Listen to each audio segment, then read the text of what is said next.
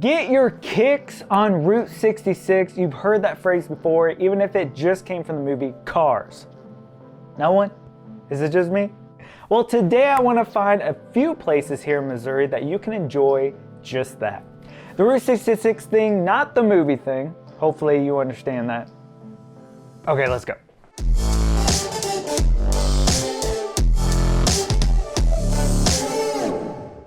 Hey guys, my name is Jesse Weiser and I'm a local realtor here from Springfield, Missouri. And today we're going to talk about the Route 66 attractions here in Missouri. I just want to say that if you are at all interested in moving to the Springfield, Missouri area, don't hesitate at all to text, call, or even email me at the contact information down below. Your message will go directly to me. Don't think it will go to anyone else or you'll talk to anyone else. It will be me personally, so reach out. I'd love to hear from you. If you enjoyed today's video, be sure to subscribe to the channel and like our Facebook page. We want to send more content your way, and this really helps out our channel. Also, smash that like button for us like no one's business. Just smash it. Thank you guys so much. We appreciate you. Okay, so why Route 66? Well, let me just tell you, right?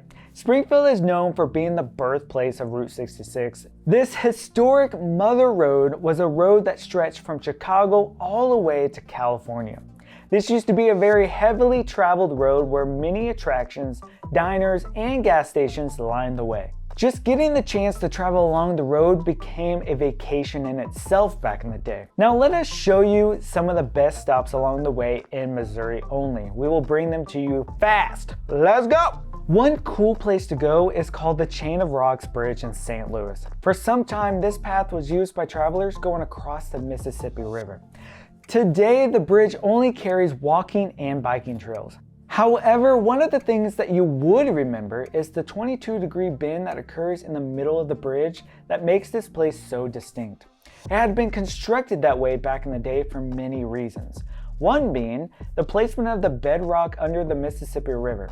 This arrangement allowed for riverboats to slip between the piers to avoid crashing into the intake towers. That's very clever, actually. And we ended up with a very distinct bridge unlike any that I've ever seen before. This next one takes a step back in time with one of the gas stations they used to have. This is a Gary's Gay Parita in Ash Grove, which is a recreation of a Sinclair gas station that would have been used back in the day. They have a replica station, original pumps, and other items from the store. They even have a gift shop that you can stop in on.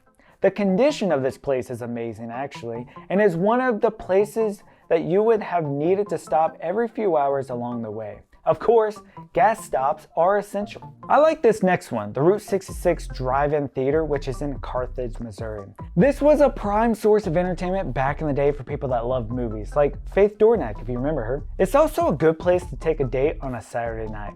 This is one of the last remaining drive-ins left on Route 66, so it's a big deal.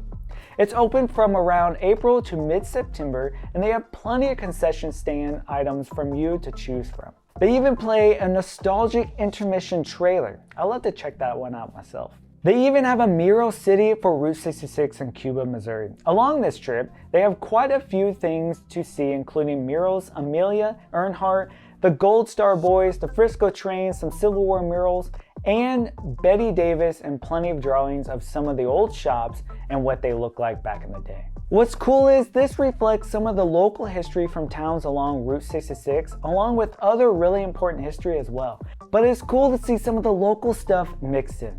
One memorable stop along the way features a massive rocking chair and a really neat general store.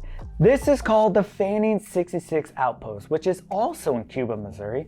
This rocking chair is 46 feet tall and 26,500 pounds. The stores have souvenirs and collectibles. They have an archery range, kettle fudge, 80 flavors of gourmet popcorn. Holy smokes, what kind of cheddar popcorn can I get a hold of? And you should definitely try out some of the soda. It looks delicious. This one is definitely hard to miss. The rocking chair alone makes it hard to miss because it towers over everything. Be sure to take a picture with it too. Now we've talked about this one before, but it's one of my favorites and I love to throw it in on here. Make sure you visit Red's Giant Hamburg. This was the first drive-thru that ever existed and it began here in Springfield, Missouri. It was the original Route 66 diner that opened after World War II. They relocated it, but the place inside has a lot of history with plenty of pictures from the time, with a giant Hamburg sign out front. Fun fact, they had meant to call it Hamburgers, but ran out of room on the sign, so it just became Giant Hamburg. Of course, where history is concerned, you can also find a few museums.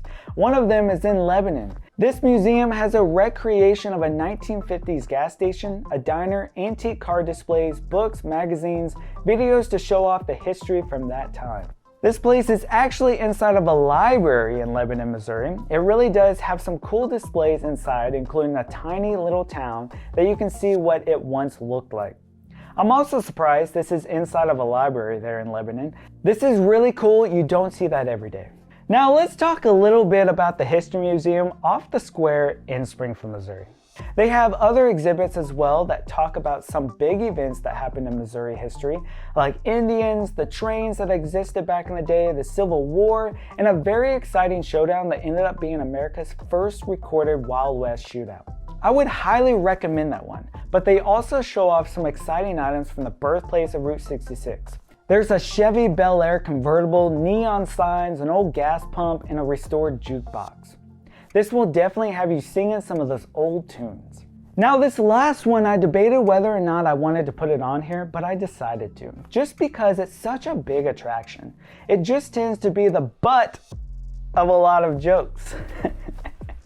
That's because it's called Uranus Fudge Factory in St. Robert. For this one, you see advertisements all over Missouri. And let me tell you, they really lean into the whole Uranus thing.